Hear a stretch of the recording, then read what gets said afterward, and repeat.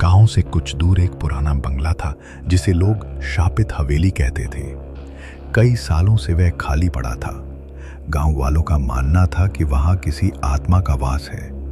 कहते थे रात को वहां से किसी औरत के रोने की आवाजें आती हैं और कोई भी जो उस हवेली में गया कभी लौट कर नहीं आया। राजन, एक कॉलेज का छात्र, गर्मियों की छुट्टियों में अपने ननिहाल आया हुआ था। उसने गांव के बुजुर्गों की बातें सुनकर ठान लिया कि वह इस हवेली की सच्चाई जाने बिना वापस नहीं जाएगा। रात को करीब 11 बजे राजन अपने कैमरे और टॉर्च के साथ हवेली की ओर निकला।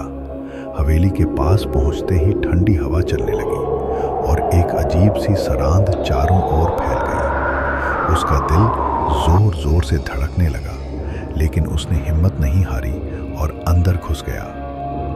हवेली के अंदर हर चीज धूल से ढकी थी।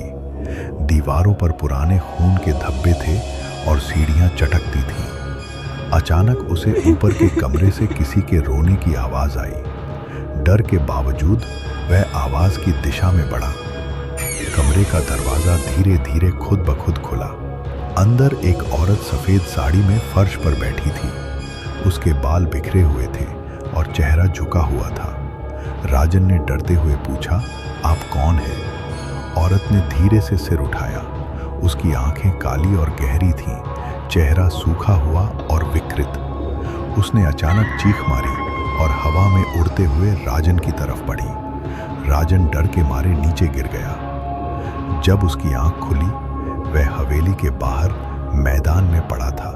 वह किसी तरह घर वापस पहुंचा, लेकिन अब वह नॉर्मल नहीं था।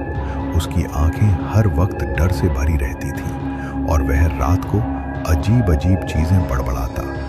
कुछ दिन बाद गांव वालों ने सुना कि हवेली में फिर से किसी की चीख सुनाई दी और इस बार वो राजन की थी। गांव के लोग कहते हैं राजन उस रात हवेली से निकला तो था, लेकिन जो लौटा वो शायद राजन नहीं था।